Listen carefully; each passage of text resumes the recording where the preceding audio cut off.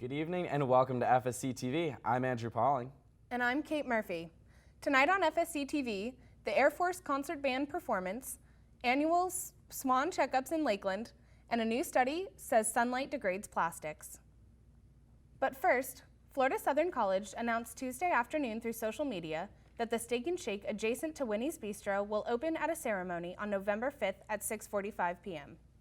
The event will include music, a photo booth, and free shakes. The campus dining option was set to open with the start of the new semester, but was delayed for various reasons.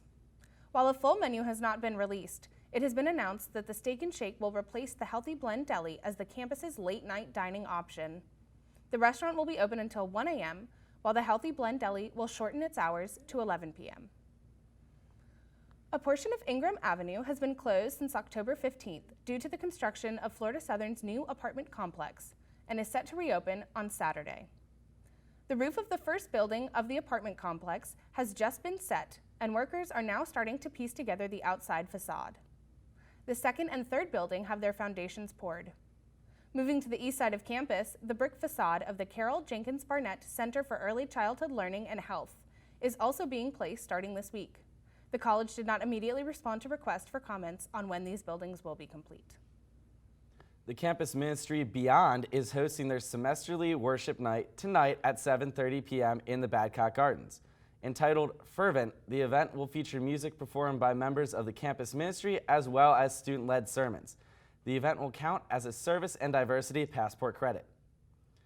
The United States Air Force Concert Band and Singing Sergeants will be performing tomorrow at 7:30 p.m. in Branscombe Auditorium.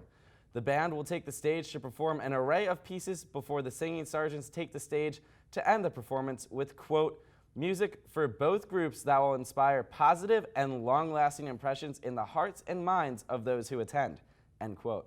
The event is free and open to the public, however, a ticket will be required. Ethnohistorian and Florida State University's Professor of History, Andrew Frank, will be speaking on how 19th century pioneers in Florida chose the location of modern Miami for settlement. This is an installment of the Florida Lecture Series that will examine how the legacies of earlier settlers in the 2,000 years of continuous human occupation impacted the development of Florida. The lecture will take place tonight at 7 p.m. in the Hollis Room and will count as a Learning Beyond the Classroom Passport credit.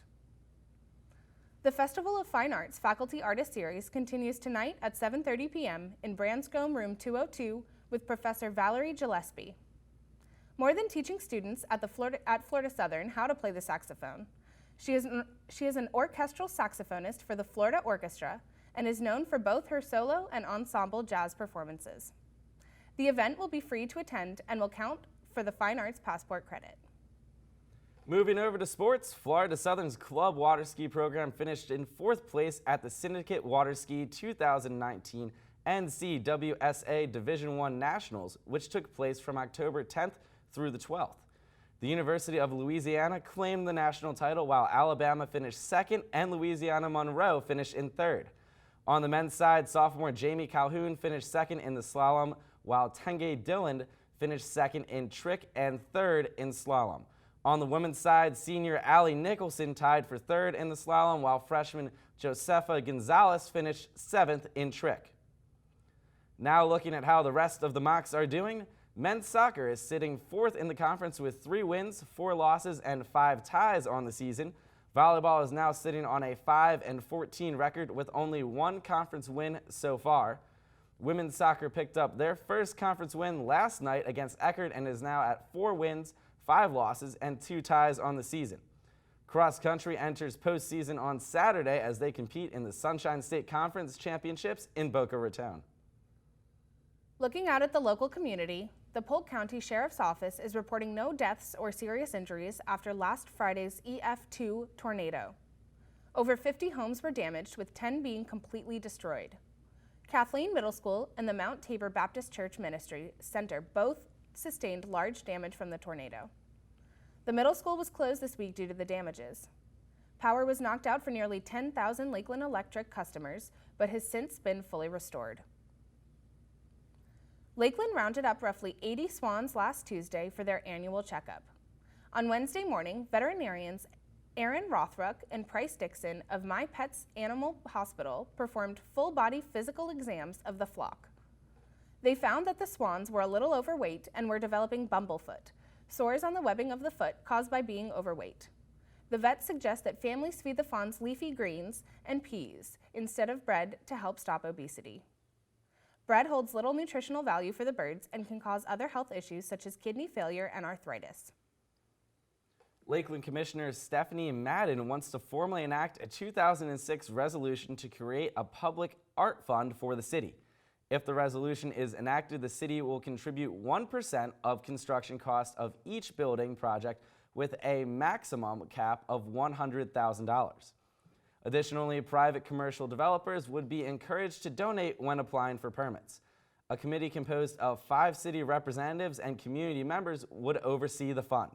City officials will discuss future steps at an upcoming policy meeting expected to take place in November. The 35th Fall Extravaganza will take place at Munn Park on October 26th from 8 a.m. to 3 p.m. The Garden Club will be hosting this event, which will feature gift ideas, plants, and over 40 vendors. The vendors will be selling plants and flowers as well as food and drinks. There will be a horticultural show and experts to answer gardening questions. The event will be free to attend and soil testing can be done for $3. Supreme Court Justice Ruth Bader Ginsburg is the first non-philosopher winner of the $1 million Berggruen Prize. The prize, according to the Berggruen Institute, is, quote, given annually to thinkers whose ideas have profoundly shaped human self-understanding and advancement in a rapidly changing world, end quote.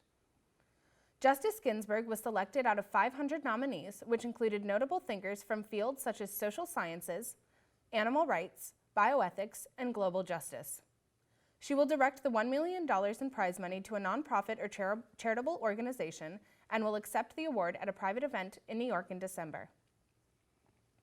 The menstrual product company Always has announced they will be removing the female symbol from their products' wrapping. The new design was created in response to requests from transgender and non-binary customers who use the products. The newly designed product wrapping will completely replace the old design by January or February of next year. The move was criticized by some on social media for giving in to a small population of extreme liberals. The company said, quote, we're committed to diversity and inclusion and are on a continual journey to understand the needs of all our consumers, end quote. A new study published earlier this month revealed that plastics may not last for thousands of years as originally thought. Instead, sunlight can be used to help degrade polystyrene, which is one of the most widely used plastics, into basic chemical units within a few centuries or even decades. 5 scientists conducted this research in a lab to understand if polystyrene really lasts for millennia, like many studies claims. Various organizations have pushed to ban and better regulate single-use items. Christopher M. Reddy, one of the study's authors, said, quote, we're not calling the concerns or the actions wrong, we just have a new thread to add, end quote. And that's your news for this week. We'll be back with you guys next Thursday at 5 o'clock here on FSC TV. I'm Andrew Pauling. And I'm Kate Murphy. Until then, you can follow us on Twitter at TV_FSC or on Facebook at FSC TV.